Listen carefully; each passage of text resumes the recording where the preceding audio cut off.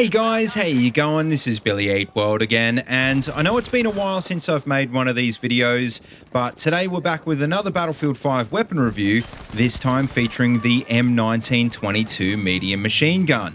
And I've got to say, this is an interesting one because it's probably the first real all-rounder MMG that we've been given in the game, meaning it could potentially be the best one. Now, that's a pretty tough sell, I know, for a lot of you, because I'm sure you're probably already aware by now how unbelievably good guns like the MG42 are. But this one is a different beast entirely. It's not a flashy gun, but it is a jack of all trades. And so today we're going to get into why sometimes being almost boringly average can be more important. Alright, so to kick off, I should point out that I actually had to write this part of the script twice because, well, it actually turns out the M1922 in BF5 isn't actually an M1922 at all. And what I mean by this is, well, if you Google M1922, what you'll actually find are articles about an obscure French machine gun called the Hotchkiss M1922.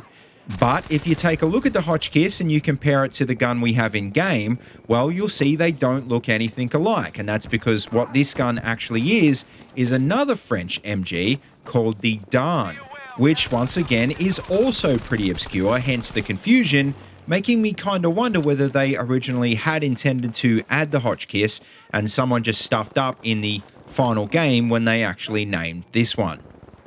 In any case though, once you actually do figure out what this gun actually is, well, chances are you won't be so confused as to why the in-game stats don't match up with the real thing.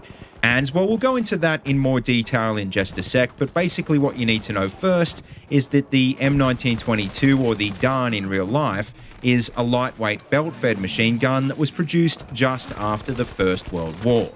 What that means is, like most guns of that era, it's got a lower cyclic rate than some of the other later MMGs in-game, like the MG42 and the VGO.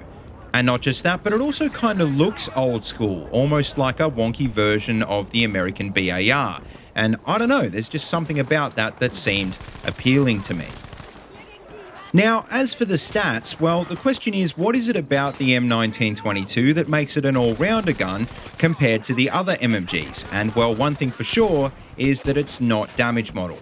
Because by the looks of it so far, DICE is sticking to a uniform 25 to 18 damage model across all of the MMGs, which translates into a 4-bullet kill up to 10 meters and goes down to a 6-bullet kill at over 50 meters. What that means is that the big point of difference is not going to be in the damage itself, but in the rate of fire. And in this respect, the M1922 is pretty interesting, coming in at a decent but manageable 770 RPM. And it's worth mentioning that this can actually be increased through specializations to 900 RPM, and unlike with some other guns, this is actually an upgrade you can pretty safely run most of the time if you want to. The main reason for this is because normally to go down the specialization path that buffs rate of fire, you have to trade off ammo capacity, which is usually on the other side. And the reason that's something you don't have to worry about with this gun is because it's got a 150 round belt standard, which is, for example, 100 rounds more than the belt of the MG34. And also, this isn't a gun like the MG42 where you're just going to rip through ammo very quickly. You're going to be able to get quite a few kills with each belt before you reload. Unless, of course, you're anything like me and you just twitch reload all the time because you're an idiot, and after how many Battlefield games you still haven't figured out how to use an LMG properly. Now, bearing all of that in mind, like I said, you're probably always going to want to go down the left-hand side of the spec tree to hit Light Bolt, which is also going to hit the very useful flashless propellant upgrade as well. And as you can see, usually if I'm going down this path, I'll duck over to the right again on the last tier to hit Chrome Lining, which will allow you to fire a few more shots before your barrel overheats.